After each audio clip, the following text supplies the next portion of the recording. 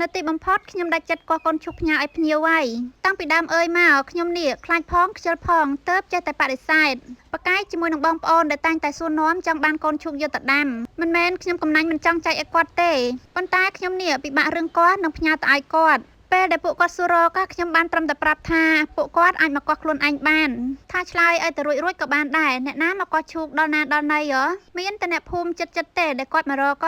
ដល់តែនិយាយអញ្ចឹងក៏នឹកឃើញបងស្រីម្នាក់គាត់នៅភ្នំពេញទេ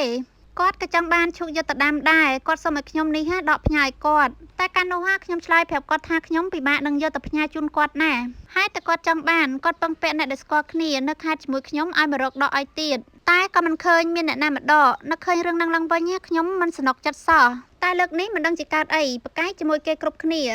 បែរជាមកឆ្លើយអូខេភ្លាមជាមួយប្អូនស្រីម្នាក់និយាយគ្នាក្នុងថ្ងៃហ្នឹងចាត់ចែងជីករៀបចំផ្ញើទៅឲ្យគាត់ក្នុងថ្ងៃហ្នឹងធ្វើដូចមែនតែអញ្ចឹងទាំងការប៉ັດអត់ដឹងថាមិនមកទេគាត់ស្នើសុំឲ្យខ្ញុំកោះកូនឈុកទាំងដីដាក់ទៅឲ្យគាត់សំណាងហើយប៉ះចំពេលតាពាំងគោកទឹកល្មមដីនៅសើម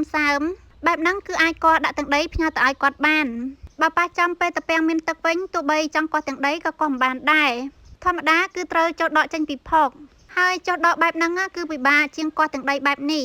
កោះទាំងដីអញ្ចេះស្រួលជាងអត់ប្រឡាក់ខ្លួនហើយក៏ឆាប់បានទៀតហើយហេតុតែខ្ញុំកម្រផ្ញើអីវ៉ាន់ណាខ្ញុំក្រែងគ្រប់រឿងខ្លាចតែពេលផ្ញើដាក់ឡើងបញ្ច្រាសបាក់កូនឈូកខ្ញុំគូសញ្ញាឲ្យទៀតនៅតែសេអសបញ្ជាឲ្យច្បាស់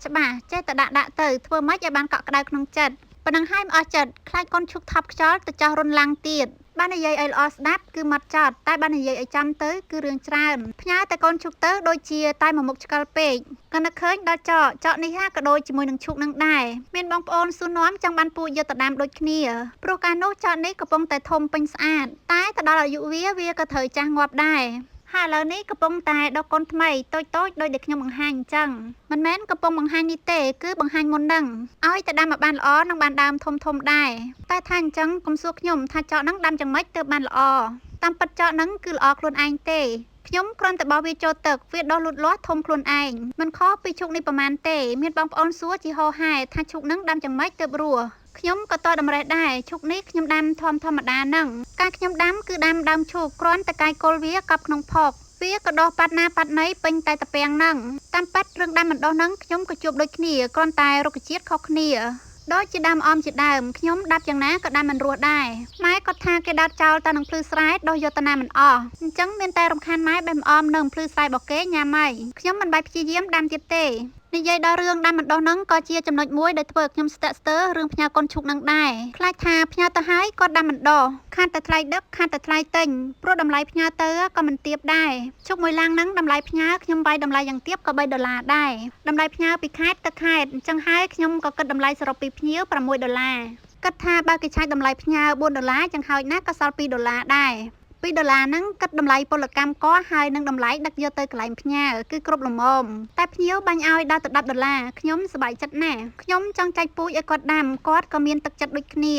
សង្ឃឹមថាគាត់នឹងដាំរស់បែបហ្នឹងទើបខ្ញុំទទួលប្រាក់គាត់ដោយស្ងប់ចិត្តតាមពិតទៅខ្ញុំចង់ដាក់គ្រាប់ឈូកឲ្យគាត់ដែរបើដាំកូនមិនដោះអាចដាំគ្រាប់បន្ថែមទៀតតែចៃដន្យអីឈូកទៅចាប់ផ្ដើមផ្កាវិញក្នុងខែ5នេះឯងអត់ទាន់មានផ្លែទុំទេស្ដាយណាស់នេះដោយសារតែខ្ញុំគ្មានទម្លាប់បេះគ្រាប់ឈូកទុកធម្មតាបេះតែផ្កាផ្លែចាស់នឹងខ្ចីញ៉ាំហ្នឹងតោះនិយាយត